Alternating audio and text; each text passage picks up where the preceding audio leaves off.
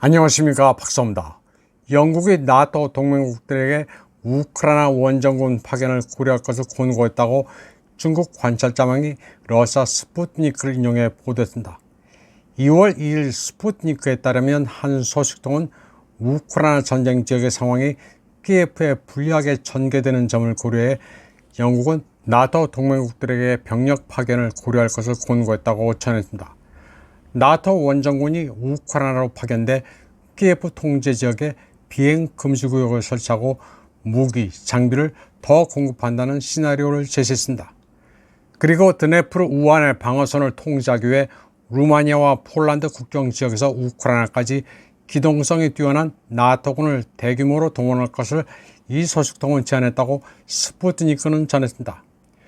또 몰도바와 루마니아 군대가 드니에스트강 좌안에 선제 공격을 가할 가능성과 러시아 북부의 전략적 인프라를 공격할 가능성도 배제하지 않았습니다. 그리고 이후 나토군은 우크라이나, 벨라루스 국경 지역과 키예프 주변 지역을 포함해 나토군이 점령한 진지 범위 내에 완충지대를 구축한다는 것입니다. 스푸트니크는 런던이 2024년 5월까지 이 시나리오에 대한 준비를 완료하라고 나토 동맹국들에게 권고했다고 전했습니다. 그런데 코미디 같은 것은 런던 자체도 대부분의 나토 회원국들이 이런 조치를 지지할 가능성이 낮은 것으로 소식통도 알고 있다는 점입니다. 스테드파스트 디펜더란 명칭으로 대규모 군사 연습을 하는 만큼 러시아에 뭔가 위협거리를 던져주기 위해 소식통을 빙자해 엉뚱한 정보를 흘리는 것일 가능성이 높습니다. 중국 관찰자망은 또 유럽연합이 500억 유로를 우크라이나에 지원하기로 결정했다는 뉴스도 다뤘습니다. 그리고 폰데어 라이엔이 유럽의 이런 결정에 미국이 자극을 받아 본받기를 희망하는 것 같다고 제목을 달았습니다. 영국의 파이낸셜 타임즈는 이 결정에 EU 27개 회원국들의 찬성을 받았다면서 헝가리의 빅토르 오르반이 다른 나라의 압력으로 비토를 철회했다고 전했습니다.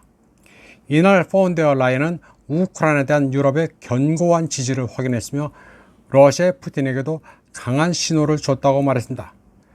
그리고 이 조치가 미국에게도 자극을 줬으면 한다고 말했습니다. 이번 유럽연합의 500억 유로 지원은 향후 4년 동안 우크라이나 예산이 펑크나는 것을 막기 위한 겁니다. 그런데 이 기사를 접한 네티즌들은 박장대소하고 있습니다. 미국은 전쟁으로 이익을 받고 러시아는 영토를 얻었는데 유럽은 도대체 얻은 게 뭐냐고 조롱했습니다. 그러자 인권과 자유를 얻은 것 아니냐고 맞장구를 치는 이도 있었습니다. 또 유럽은 우크라이나에 수요를 해주면서 러시아와 죽기 살기로 싸운다고 맹세하는 동안 미국은 입이 삐뚤어질 정도로 웃고 있다는 이도 있었습니다. 그리고 그런 움직임은 유럽을 제외하고 중국, 미국, 러시아로서는 좋은 일이라고도 했습니다.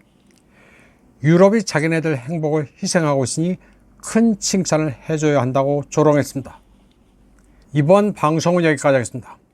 시청해주신 여러분 감사합니다.